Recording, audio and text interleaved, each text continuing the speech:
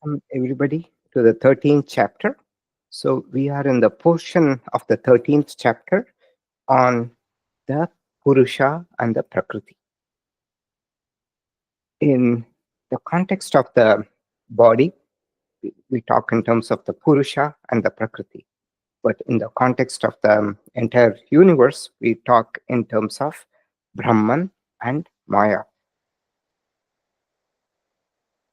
As usual, we would like to acknowledge Swami Paramarthananda Saraswati for the traditional rendering of Vedanta as it was done for over 1,000 years, starting with Adi Shankaracharya. We'll say a small prayer. Om Shri Guru Pyo Namaha Sada Shiva Samarambam Shankaracharya Madhyamam Asmatacharya Partyantam Vande Guru Paramparam. Salutations to the lineage starting with Lord Sadashiva, with Adi Shankaracharya in the middle, and continuing up to our immediate teacher, Swami Paramarthananda Saraswati. So with this, we will go to where we left. So that last time we started the Purusha and the Prakriti. Right? This is Arjuna's questions. Arjuna asks different questions. So he asks, what is Kshetra, Kshetram, and Kshetrajna? Then what is Purusha and Prakriti? What is Jnanam and Jnayam? The Jnanam is the knowledge, and Jnayam, what is to be known?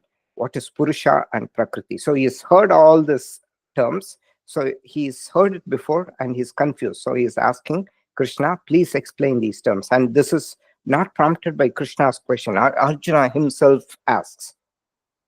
So the first shloka we saw, it said the common features of Purusha.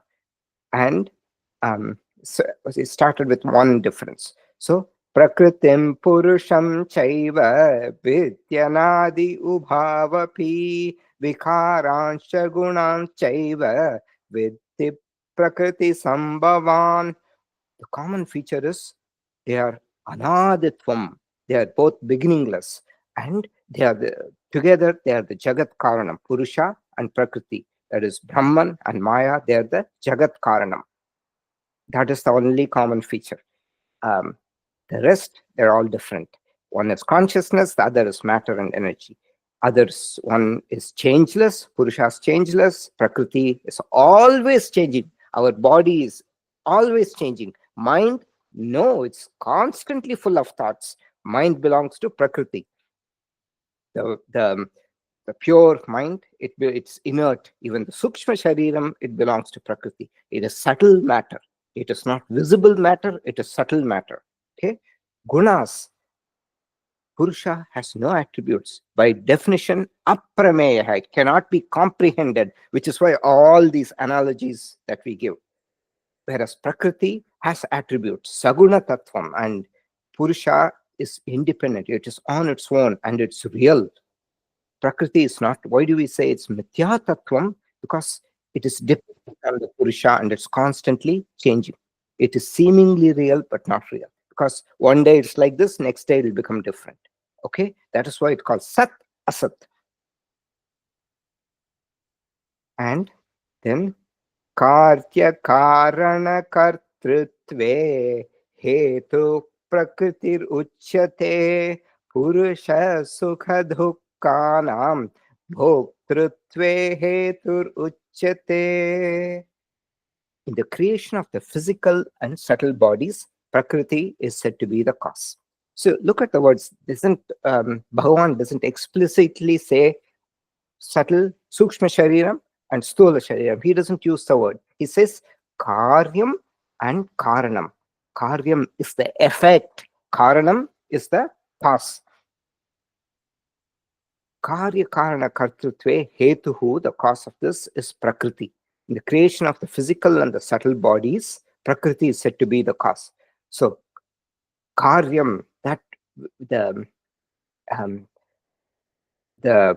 cause, Karyam, usually Karyam is usually effect or product. Here it refers to the physical body. Karanam is the cause. Here it refers to the subtle body, Sukshma Shariram. Therefore, physical or gross body is the effect of the subtle body. and the subtle body is the physical or gross body is the effect, and the cause is the subtle body. Both have Prakriti as their cause. They're both in Prakriti. They're different levels. Okay. Purusha sukha dukkhanam bhoktritve heturuchate. So it's a very subtle statement. Okay. Purusha, so sukha dukkhanam, the cause for the experience of pleasure and pain, Purusha is said to be the cause. So this is very careful. So please pay proper attention. Purusha sukha dukkhanam bhoktritve heturuchate. Bhokta, this word doesn't have a good English analogy. It depends on the context also. Bhokta means enjoyer, experiencer, all that. So if one enjoy or sufferer, so if you say you're experiencing pleasure and pain, it means you're enjoying or you're suffering.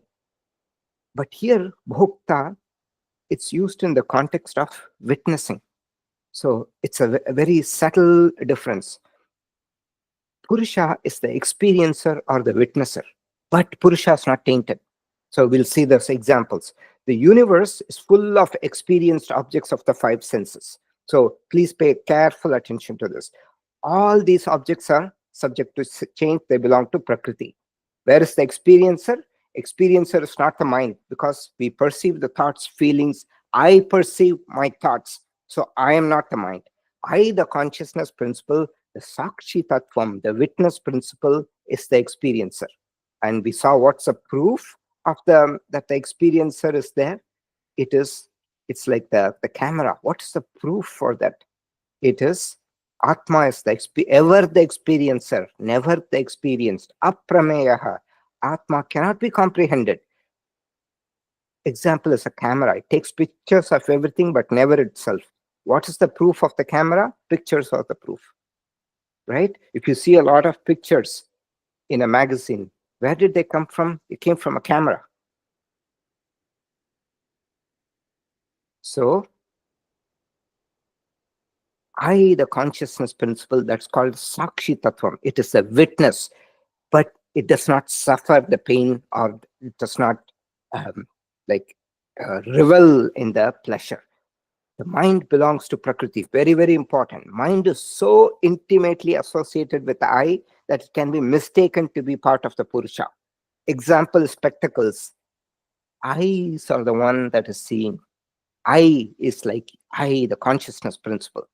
The eyes, it's like the consciousness principle. The spectacles can be thought as the mind, because the consciousness itself cannot see it. It's only when it's reflected on the mind screen that things are seen. Do you see that? Think of this movie theater. The projection lamp is like the consciousness. So we give different analogies in Vedanta to illustrate this. The projection lamp is a consciousness. The reel that goes through. So nowadays they have digital, but in the olden days they used to have this reel, right? So the reel goes before the projection lamp and it projects the image on the screen. So this reel, it's like all the sensors feeding everything, right? And the mind is this big screen on which all the images are played and it's perceived. Okay, so it is but the light alone cannot reveal anything. You need the senses, to this reel and the screen to project everything.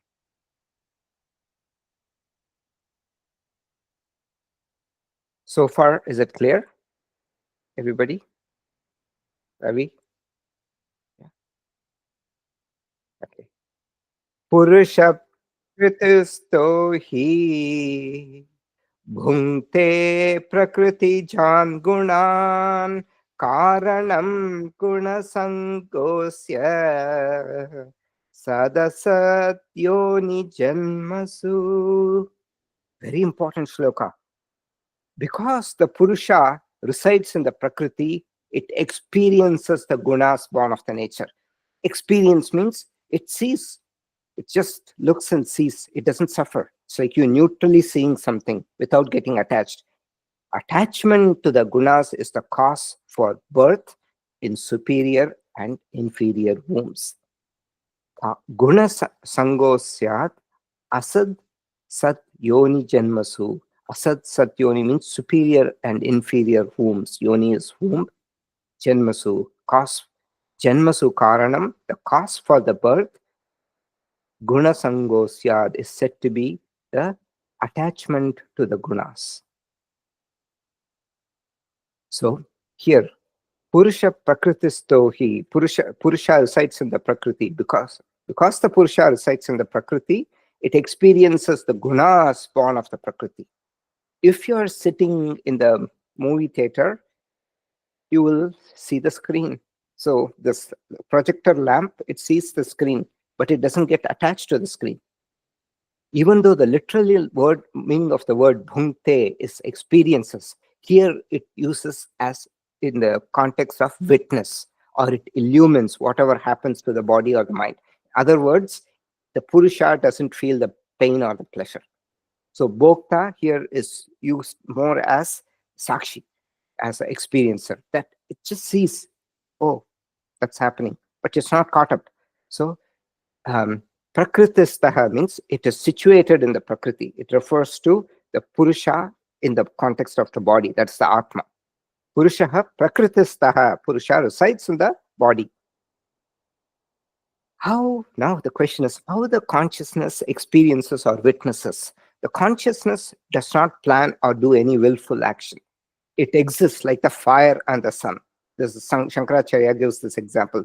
Fire does not seek to burn.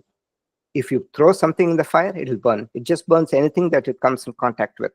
Similarly, sun does not go around the corners and illumine anything. Whatever is facing the sun, it illumines it. These are the two examples. So consciousness illumines everything in front.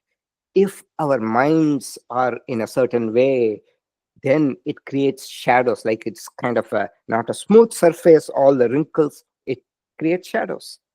That's all it does, consciousness. The problem of transference.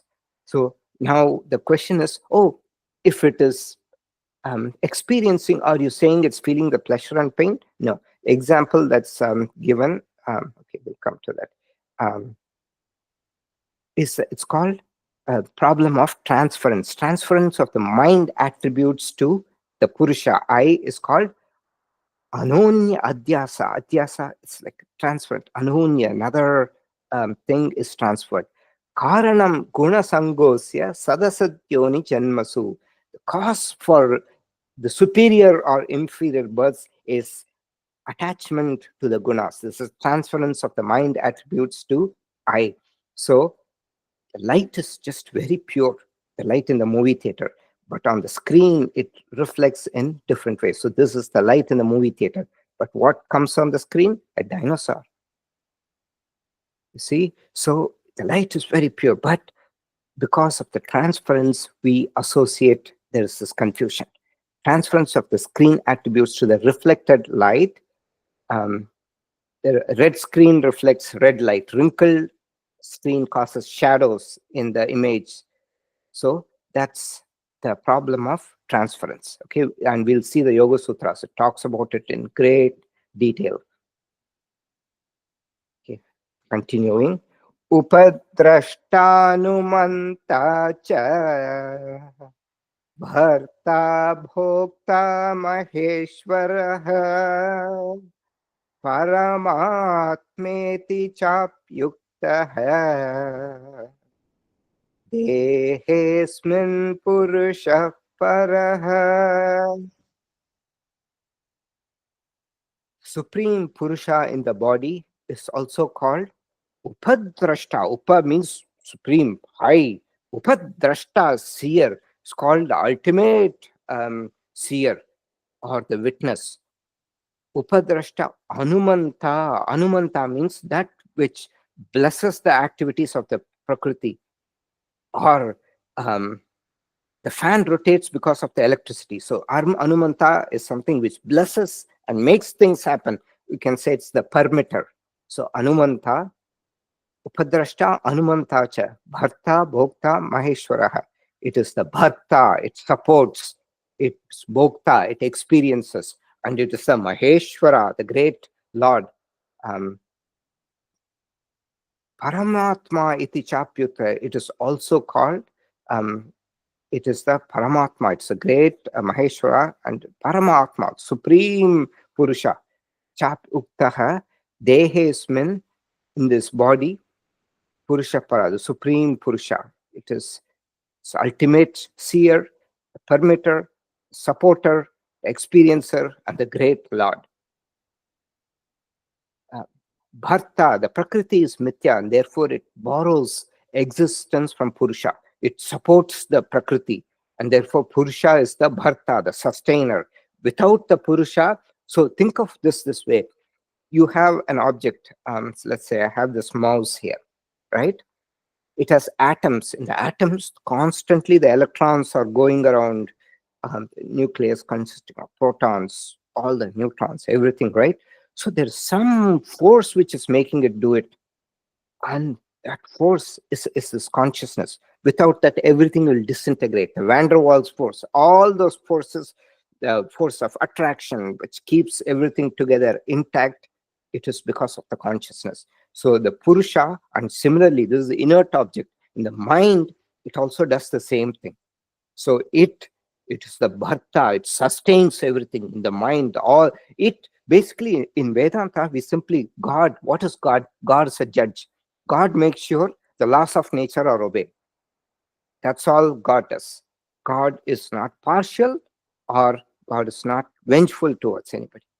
You follow the law of nature, you will get the benefit. So that is how it's looked at.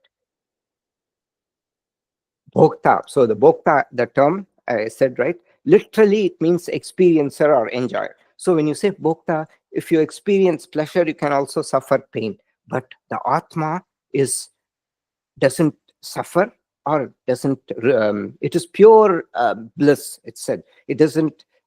It never suffers, and it doesn't also. Oh, I taste a sweet fruit, then the Atma is tasting the sweet fruit. No, Atma is by its nature. It's always happy. It's a bliss state.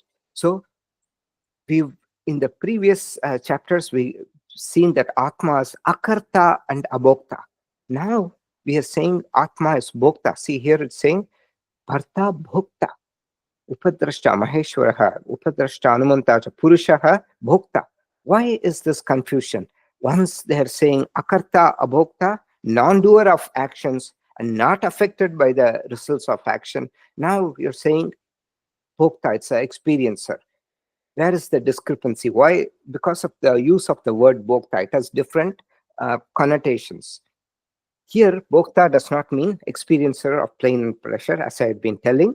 In this context, bhokta has to be interpreted as a witness without experiencing the pain and pleasure. Due to the problem of transferent, it looks as though I, the consciousness, am experiencing pain, pleasure, and anger. Instead of saying, I illuminate the anger, pain, and pleasure in the mind and the body, you say, I experience the pain, anger, and pleasure. No, the Atma, I illuminate the pain, pleasure in the body. The pain that I see, the unbearable pain, is in the body. So, drashta, drishimatraha, shuddhopi, pratyayanupashyaha. So, in the Yoga Sutras, it very clearly says that drashta just sees. The drashta is the nature of the Purusha. Okay, let's see. I can share this stuff. Okay. In the Yoga Sutra, it says, Drashta Drishimatraha. Drashta has the power of only seeing. Even though it is very pure, it witnesses the images of the mind which can be impure. Shuddho api, even though it's pure, pratyaya anupashyaha, it just witnesses the images on the mind. Will you listen to this chant in the Yoga Sutras? Let me know if you can hear it. Right. Okay, let me. I think every time this happens, I have to stop sharing and share again. Okay.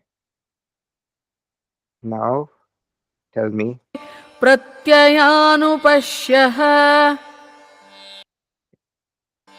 द्रष्टादृशिमात्रः शुद्धोऽपि प्रत्ययानुपश्यः. So the pratyaya is the screen of the mind. The Purusha sees the screen of the mind, but it is very pure. It is not tainted. So we'll see another example of a colored glass. When you put water in a blue glass, it looks like the water is blue, but it's not tainted. Water is, due to the problem of transference, it looks as though the Purusha is suffering, but no, this light that's projecting, it's not suffering. It is separate, but it looks as though this all the commotion in the theater, it looks as though the suffering. No, but the Purusha is pure. The purpose of the drishyam, the scene, is solely for the seer. So, tadartha eva drishyasya. Purpose of the Prakriti is just to serve the Purusha. And okay, we'll go to the rest a little later. Coming back here. So, what we've seen is the Purusha does not suffer. Water in a colored cup seems to take the color of the cup, but its true nature is colorless. So it looks as though I am suffering, but I am not suffering. What is the suffering happens in the mind? That is why when you have deep meditation, even when you're able to dissociate, you can feel the pain as sensations. And then a lot of you're able to dissociate, you don't suffer.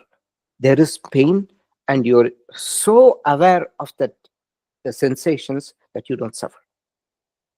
There's actually meditation on pain,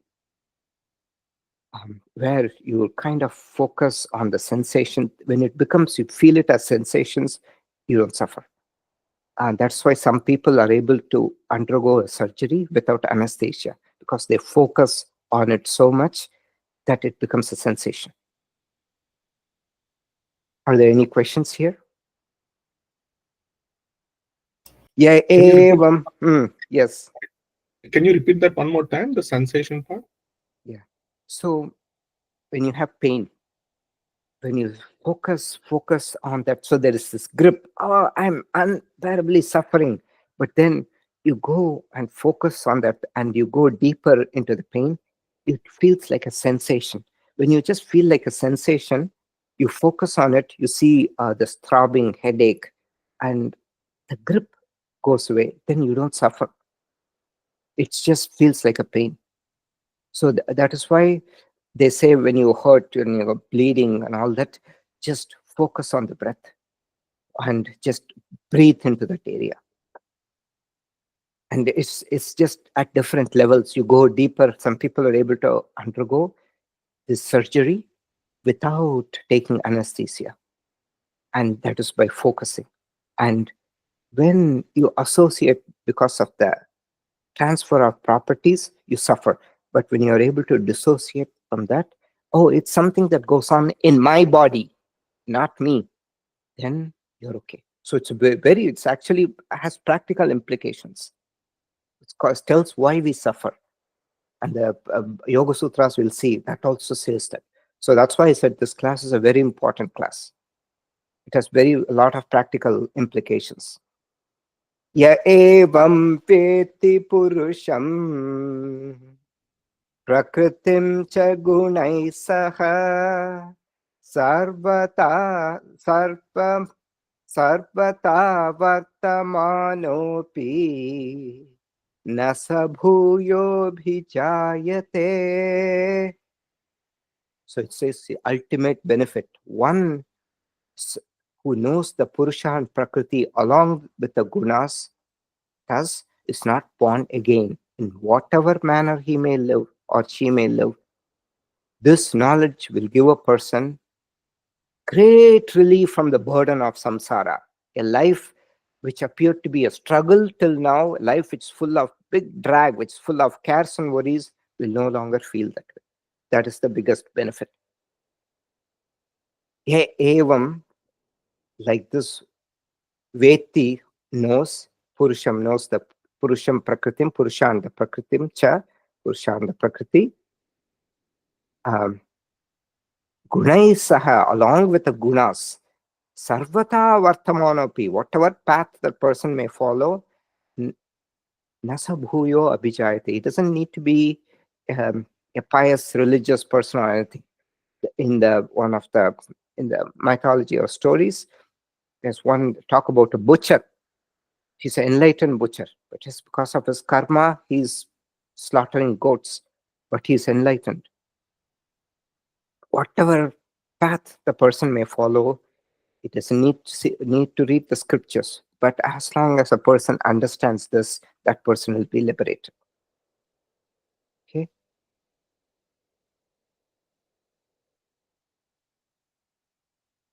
Purusha does not have the attributes of the sthula sharira, that is the gross body. Body is fat, but body can be fat. Purusha is not fat. I've told the story of Jata Bharata. So India's name is Bharat. It got its name from Bharata. So there was a great king called Bharata. I've told the story before. This king, towards the end, he went to the forest, started meditating, and he was meditating 20 hours a day.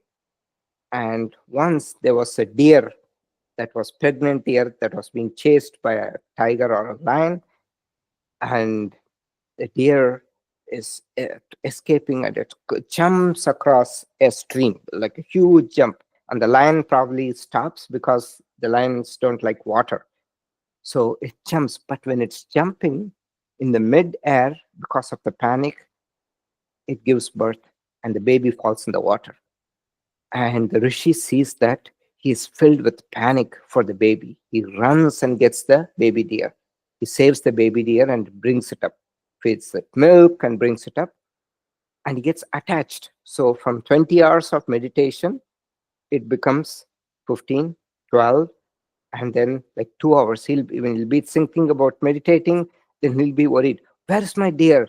It's gone somewhere. So when he died, the last thought he had in his mind was the deer. So in the next lifetime, he takes birth as a deer. That's why it said the last thought you have determines your next lifetime. So always think good thoughts so that even when dying without effort, it's there. Next, he takes birth as a deer. This deer liked to be around all the rishis, listening to their discourses. Because it was an enlightened deer, it could understand what the rishis spoke, and it also knew its previous birth. And then after that birth, it becomes what is called Bharata, another Bharata. This Bharata was an interesting character. He was enlightened, but he was just from birth. I mean, he had no interest in everything. He'll be just sleeping 15 hours a day, and his parents just completely gave up on him. And he was therefore called Jata. Jata means inert, dumb. That's what is. He was nicknamed Jata Bharata. So one day he was just lounging on below a tree, sleeping as usual. And what happened was, one of the king's palanquin was lifted by 4 people on each side. One of them injured his leg. So they are looking for a substitute. So the soldiers looked around and they found this nice fat guy sleeping under a tree. They said, okay, fat, nice sturdy guy, he can lift the palanquin. So they wake him up. Hey, we want you to come and lift the king's palanquin. So he just comes and he lifts it. But his gait is not good. He's like doing this. Every time he does that, the king feels like that he's moving. So the king gets annoyed. You fat guy, can't you maintain a steady gait? And at that time, Chatabharata, he looks back and said, who are you calling fat? I am not fat. My body is fat, but I am not fat. At that time, the king realizes, oh God, I am talking to an enlightened person. And the king becomes his disciple. That is the story of Jatabharata. There are many other stories in the Jatabharata story. But Swamiji, our Swami Paramarthananda says, then once you understand this, life just becomes a drama act. One has to play the role seriously. However, it's just a role. One is not the role one plays. It's a big relief when you look at it this way. Okay. So the Yoga Sutras also, it tells about the relationship between Purusha and the Prakriti. Swaswami Shaktyo Swarupo Upalapti Hetuhu Sayogaha. Let's see. If you cannot hear it, please let me know.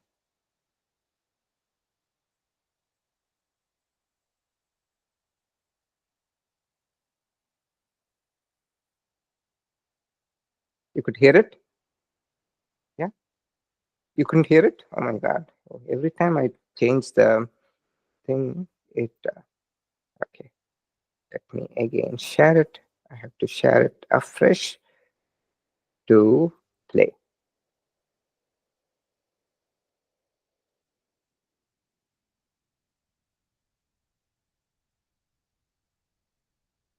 There's so much difficulty this time. स्वस्वामि शक्त्योः स्वरूपोपलब्धिहेतु संयोगः. Okay. So the power of the owned and the owner is known only through their union. That's what it says. The understanding of the true nature of the owned is the Prakriti, and the owner, Sapurusha, is only known through the union. Without, so this reflect the lamp in the movie theater, right? The projector lamp. Without a screen, you can't know you can't project a picture and know everything. So each cannot act independently, and each on its own doesn't have any power. That's what the Yoga Sutra says. So it's only through it's like a black ink against a light background. If you write dark ink on a dark background, can you see anything? No. If the black ink on a dark background would have no meaning. That's why each is needed to both are needed to know each of its powers. However, thinking that Purusha is Prakriti, that I am this body, is the cause of lack of right knowledge. Tasya hetuhu avidya. The cause of this union is. तस्य हेतुरविद्या. So once a Purusha starts identifying, it becomes when you start identifying with the Prakriti, it becomes it is ignorance. In the absence of this ignorance, union is absent. Tadabhavat samyoga bhavo bhavam tadrishe kaivalyam. Kaivalyam is freedom, liberation. In the absence of that this association, you get तदभावात् संयोगाभावो हानं तदृशेः कैवल्यम्. so removal it says removal of this conjunction of the seer and the seen is the absolute freedom. That's what this says. Okay, so that is what the Yoga Sutras say on this topic. Now we'll go back to our study of the Bhagavad Gita. So with this, Purusha and Prakriti is concluded. Now the last portion is Jnana Sadhanani and Jnana Palam, means for getting this knowledge and the fruits of this knowledge. So it's covered in 25 through 35, 11 shlokas. Sadhanas, preparation for obtaining this knowledge. The main message is there are many doors for preparation of the mind for receiving this knowledge. It's said in 25 and 26 shlokas. For moksha, the liberation, there's only one door. What is the door? Removal of ignorance. Tasya hetuhu avidya. Removal of ignorance is the only door. How can you remove ignorance? Through knowledge. Jnanam eva moksha. Only through knowledge you can get moksha. So to graduate, you have to go through high school. That's knowledge. You can't just sit in elementary school and hope to graduate. No. But the preparatory steps, many steps you can take. You can go through that path, this path, all that you can come, but you have to graduate only through knowledge. Continuing. ध्यानेनात्मनि पश्यन्ति केचिदात्मानमात्मना अन्ये सांख्येन योगेन कर्मयोगेन चापरे.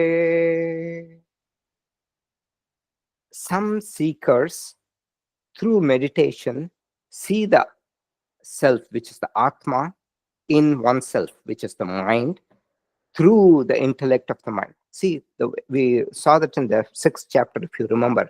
Atma, Atma, Atma, Atma comes. Atma can mean different things. Can you tell me what all Atma can mean? Raviji, Ravi, Anuji, Lataji. We've seen this in the 6th chapter. As per the chapter 6, I think it means the silence that you see within yourself when the thoughts vanish. No. Atma has different meanings. In the Atma means self. Atma, it means self. What can the self mean? What all can be meant by the self? The self can refer to the body, can refer to the body-mind complex, can refer to the mind, can refer to a certain aspect of the mind, which is the intellect. It can refer to the ego, or it can refer to the pure consciousness. Atma literally means self. Based on the context, you have to interpret what it means. We've seen that in the 6th chapter. We'll see that again.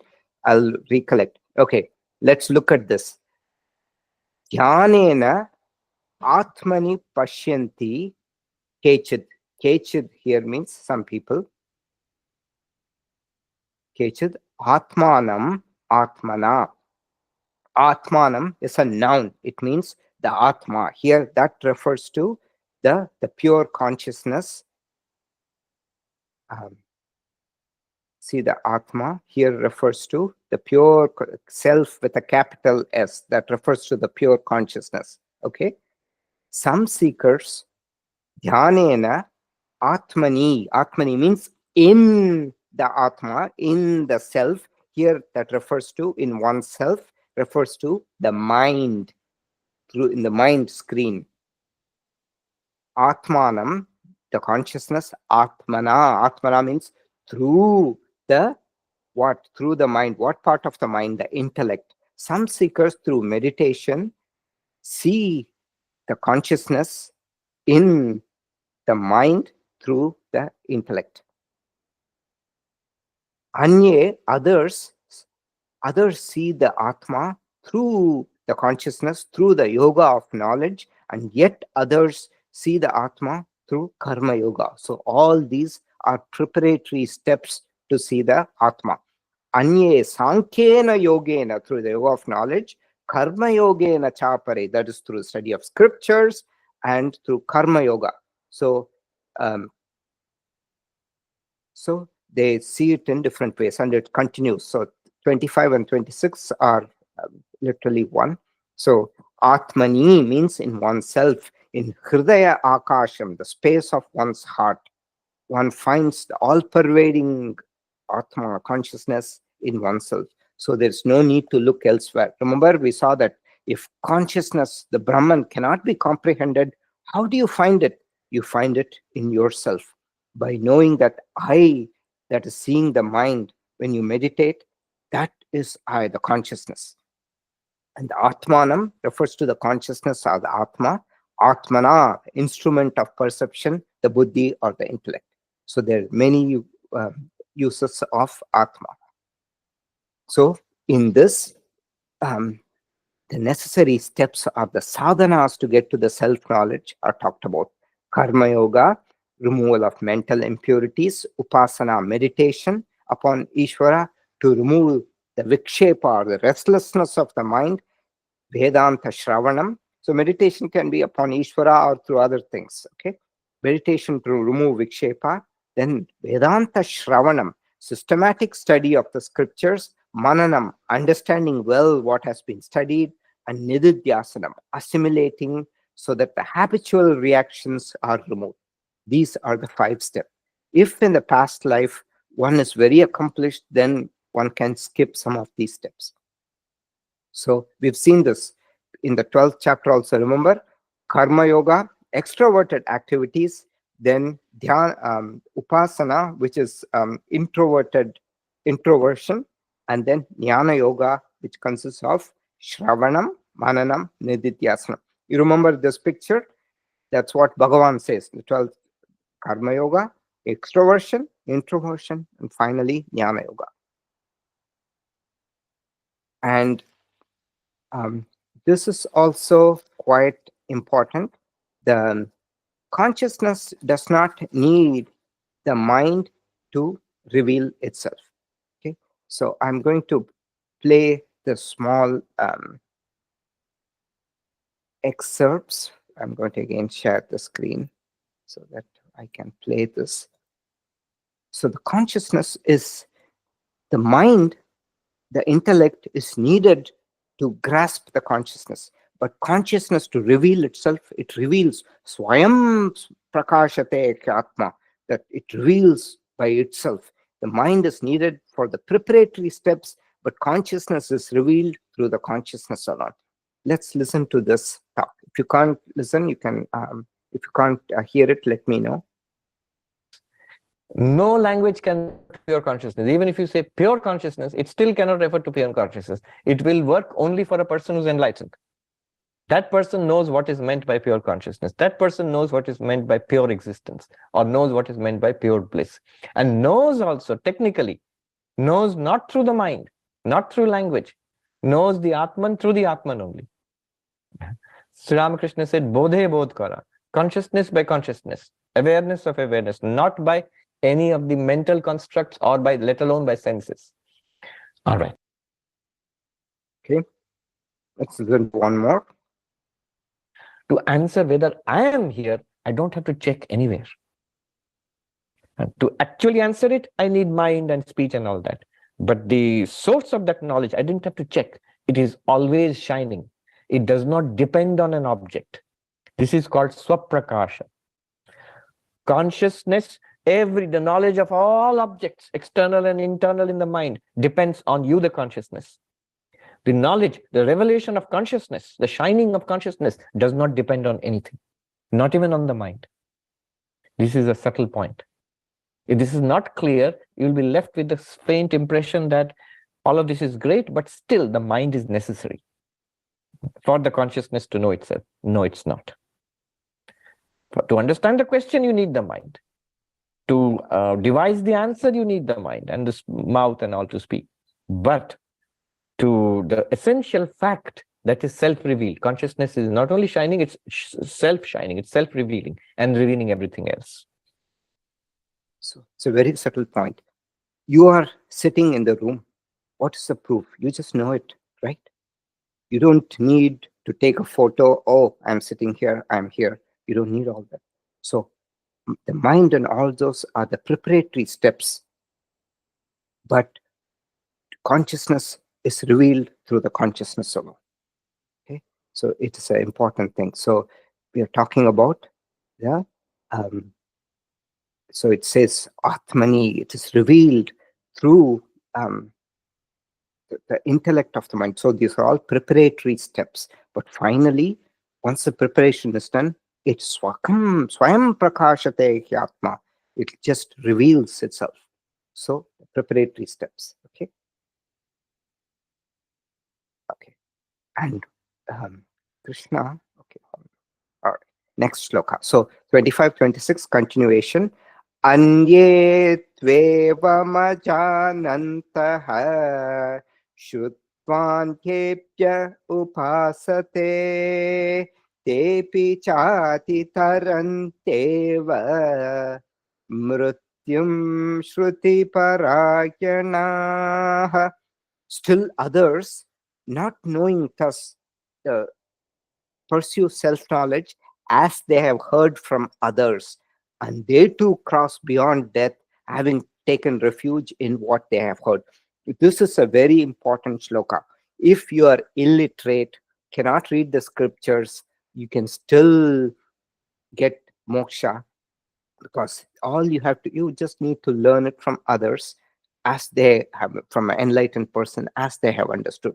Evam thus ajanantaha, not knowing the scriptures, ajanantaha shrutva anyebhya upasate, um, listening to what they've heard from others, anyebhya and pursuing self. Upasate here means meditation, and meditating on this self, or thinking about the self knowledge, pursuing the self knowledge.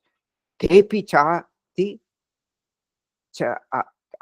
chati taranti eva. Tepi, those people also. Atitaranti cha atitaranti eva. They cross beyond, cross. They not just cross beyond. Atitaranti, taranti is cross. Atitaranti is cross beyond. Atitaranti mrityum, death. What do they cross? They cross death. Shruti parayanaha. Parayana means ultimate refuge. Shruti parayana means regarding what they've heard as from the Shruti as the supreme refuge. Okay, so it is an important shloka. Krishna says that the language or the study of the original text does not matter. It is only the content that matters. If a person knows the content without studying the Upanishads, they are still liberated. Okay. Yavat sanjayate kinchit satvam sthavara jangamam kshetra kshetrajna sanyoga tadviddhi bharatarshava. Whatever being that is born, be it stationary or moving, know that it is from the union of kshetra and kshetrajna. We just saw that in the Yoga Sutras. Each by itself cannot do anything. When they come, it produces all these beings. Yavat, whatever, kinchit, any, whatever being that is born, sthavara sattvam sthavara jangamam. Sattvam is any existent being. Sthavara jangamam means stationary or moving. It is because of the union of Kshetram and the Kshetrajna. Kshetrajna samyogat. The matter, Kshetra is the matter, Kshetrajna is the consciousness. Okay, so in the Yoga Sutras, we just saw Saswami Shaktyo Swarupo Upalabdhi Hetuhu Sanyogaha Rasya Hetura Vidya. It is one, each power of each can be known only through their union. But thinking that they are the same is the cause of samsara, that ignorance. They are separate, like water in a glass. Water is pure, but thinking that the water is soiled is the cause of all the problems, right?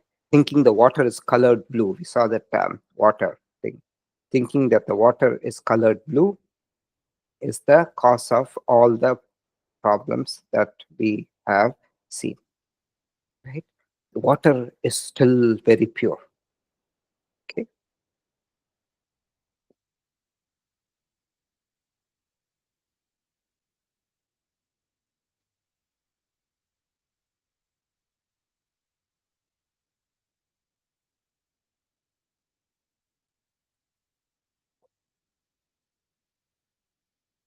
This is called the Purusha Prakriti conundrum. That is, each needs the other, but thinking that they are the same is the cause for confusion. They each cannot be known without combining them. Like light, you cannot know without a reflecting surface. We saw that, right? So the way to do this in Vedanta, you bring the two and then you remove one. Then you know there is light in space too. But when a satellite goes through, you reflect and see. But the satellite is not shining. It is this light which is reflected off the satellite. That example we saw previously. It is called the Purusha Prakriti conundrum. That is, you think that they're the same. No, but they're different. You have to see them as different, but without combining the two, you can't see each of them. And finally, jnana palam, that is fruits of this knowledge given in shlokas 28 to 35. Samam sarpeshu bhuteshu tishtantam parameshwaram vinashyasya vinashyantam yah pashyati sa pashyati. We've seen this yah pashyati sa pashyati. Even in the 5th chapter, we've seen that word. Yat sankhya prapyate sthanam tat yoghairapi ghamyate ekam sankyam cha yogam cha yah pashyati sa pashyati. Here it says, those who see the Supreme Lord who resides in all beings, who is imperishable in the perishable bodies, they alone see. Previously, Bhagavan said, those who see Sankhya and Yoga as one, renunciation and performing actions as one. What is that? Renunciation. In the 5th chapter, Bhagavan tells Arjuna, he says, renunciation of the fruits of actions. And that is sannyasa. And it is also yoga. Yet sankhya prapyate sthanam yogairapi gamyate ekam sankyam. That is this sankhya here refers to sannyasa. And yoga, one who sees the renunciation of actions while performing actions, that person sees. You see that? Now here he says, those who see the Supreme Lord, samam sarveshu bhuteshu, residing in all beings, tishtantam parameshwaram, parameshwara, the Supreme Lord, samam sarveshu bhuteshu, residing equally in all the beings, vinashyas avinashyantam, in the perishable bodies but imperishable, that person alone sees. So the first benefit of this is samadarshanam, equal view of all beings. Your view is not skewed, so you're very you're seeing things same, equally. Very good sight. That's what, like a binocular sight. You're equipped with high fidelity vision. So, and then samam pashyan hi sarvatra samave. Oh, okay, this is the what the second benefit is. Okay, yeah, samam sarveshu bhute. Okay, now again a samam pashyan hi sarvatra samavastitam ishvaram nahi nastyatmanatmanam tatho yati param katim. Because the person who uniformly sees in all beings, who uniformly sees the Atma in all beings, the Lord who exists everywhere alike, they do not cause self-ruin. Thereby, they attain the highest goal. Because this person doesn't distinguish, he doesn't slander, he doesn't put others down, because he sees the same thing. That person lifts himself or herself up through this samadarshanam. Second benefit, amritatva prapti, attainment of moksha. They attain the highest goal and they do not cause self-ruin. How does self-ruin happen? Through the body identification. Instead of identifying with the consciousness, they are saying, my body is superior, your body is not superior. No, but atmana atmanam. So by the self. So one who uniformly sees who the Supreme Lord everywhere alike, they do not cause self-ruin. Nahi nasyat atmanatmanam. So they do not lower themselves by themselves. It's called samyak darshanam. It is called equal view. Okay. Now, atmana atmanam, it would require a little more. We've seen this before in the 6th chapter. We've seen this again and again. Atmana, lifting the self by the self. What is this self? The mind-body complex by the mind. Atma as a friend and a foe. And this we've seen it in several places in the 6th chapter. For example, yatro paramate chittam niruttam yoga sevaya yatra chaivatmanatmanam pashyan atmani tishyati. When the mind has attained quietude, restrained by the practice of yoga, And when by the self, they see the self and rejoice in the self.